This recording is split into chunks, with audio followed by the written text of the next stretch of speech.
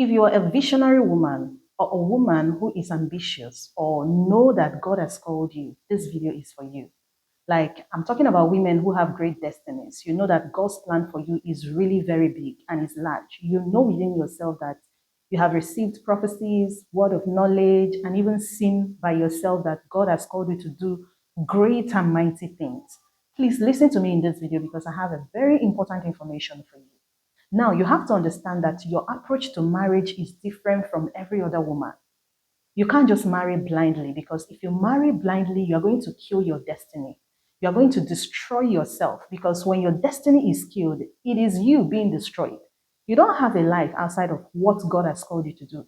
You don't have a life outside of your talents, your gift, your purpose in life. Like, you can't do without that. You have to understand that marriage is not just about bearing children and cooking in the kitchen, of which some men have that mentality that that is what marriage is all about. And if you have a great destiny or you have God's mandate in your life, which is so much, and you marry a man who just perceives marriage as you, the woman, cooking in the kitchen and bearing children, and if he sees all that as what marriage is all about, you are going to be frustrated in that marriage. So if you know that you have a big dream, you have a vision that is large, you have a mandate, you have discovered your talent, and you want to build, you know exactly what you are here for. You have to be careful the way you choose a spouse. You don't have to be in a hurry, no matter what. You shouldn't measure the time you marry based on your age. Rather, you're going to measure the time you marry based on your readiness, when you know you are prepared for it, and when you have found the right person. Because you cannot trade what you are or who you are just because of culture and traditions of men, like what people think about marriage. So if God has called you to do something, or if you have discovered who you are and what you are, which is very powerful, first of all, you have to begin with yourself. Don't wait until you marry before you start investing in purpose or in whatever you are called to do.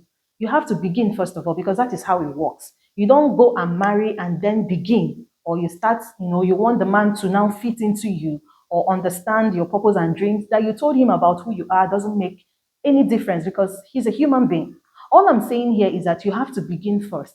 Begin with who you are. Begin with what you know how to do. Begin with what you are called to do, you are blessed to do. If you have not started yet, it will not be wise to marry. You have to begin first because it is when you begin that you now know the kind of man that will fit into your life. So at this point, you are not just marrying to go and help his vision or to, that's the mentality a lot of women have. Of course, there are purpose is just the way it is. There are some, things that there are some people that when God joins them together, they are doing one thing and all that. Sometimes it can be the woman that is taking the lead. In the case of Joyce Meyer, we can see that. And there are other women that are also in different fields that are actually taking the lead and their husbands understand. I mean the men who understand. It is not every man that has what it takes to nurture your destiny, to nurture what you have.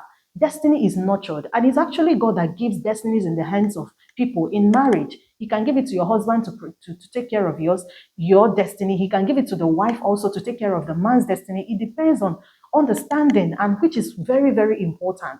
So in your own case, because of who you are, you have to begin, first of all, because when you now begin, then the man, when he comes around, he finds out that this is who you are, and you don't have to adjust for him. Yeah, you don't just have to adjust for him when it comes to purpose. And I'm not talking about character here. I'm not talking about personality. I'm talking about dreams, visions, purpose, destiny. This is the core of yourself, the core of who you are. You understand? So when he comes in, he has to now fit into your life. He knows that he's not just coming into your life to, give you pregnancy and you taking care of the baby and cooking in the kitchen and maybe telling him, I love you in the bedroom and all that. He now knows that this woman, this is who she is. And if I'm going to be with her, I'm going to do this and so forth. And of course, you begin early to talk about yourself, introduce yourself very well. And it means that he's coming in to fit in. He comes in and he sees the whole of you. So you don't have to shrink. You don't have to hide yourself. You don't have to just throw away everything about you just because you want to marry.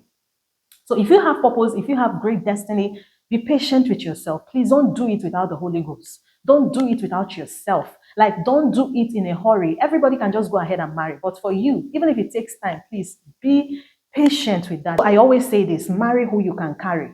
Honestly, marriage is about courage. I once made a video back then, I think 4 years ago, five or 5 years ago, where I tagged the video, marry who you can carry. Honestly, because marriage is about courage and marriage is about a journey and you have to carry somebody. So that doesn't mean you're not going to be a blessing to him and both of you are not going to work in understanding. But of course, he should understand who you are. So whoever you are, wherever you are, don't feel like every other woman is getting married or your friends are getting married. You are not the same with them. There is something special about you.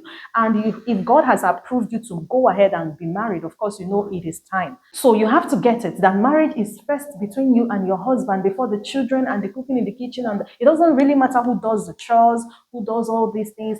It doesn't matter. There are some homes where the man is comfortably doing the chores sometimes and they are fine, they're living beautifully. There are some homes that the man is not doing, the woman is not even doing anything. They have housemaids, and it's all about what works for you. So you have to just take the pressure off yourself and understand the fact that marriage is for fellowship, is first between you and the man, between you and the woman, like both of you coming together and fulfilling purpose and being comfortable with yourself, satisfying yourself.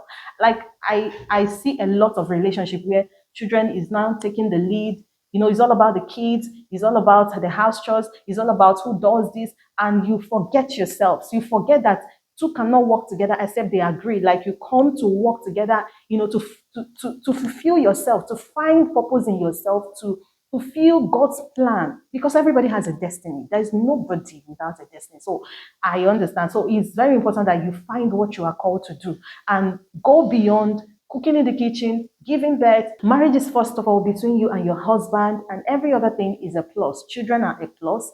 Cooking, who does this, who brings the money, all these things, they are a plus to the marriage. First of all, you have to find satisfaction between the both of you, and you need to look at yourself and be sure that my wife is healthy enough to be the best of herself, and my husband is healthy enough to be the best of himself. And that is what makes up a couple. That's what makes up a healthy relationship. That is the purpose of relationship. You can now decide to do every other thing if you want to. So focus on the real purpose of marriage, and every other thing is an added advantage. Please choose you first. Don't rush into a marriage. You can't control the atmosphere, the environment, and don't even go into the marriage and finally break out of the marriage or divorce because you want to now be serious with purpose. It doesn't make any sense. So if you want to be serious with life, if you want to be serious with purpose, take your time. Don't be in a hurry. Just take your time. Don't be afraid of menopause, menostop, and all those things. Like nothing should put the pressure on you. Choose you first. And don't be afraid of anything, because even if you rush in with the wrong man and you still value your purpose, your destiny, you are still going to be in a hurry to give up. And it doesn't make any sense. Thank you for watching. My name is Esther Christ.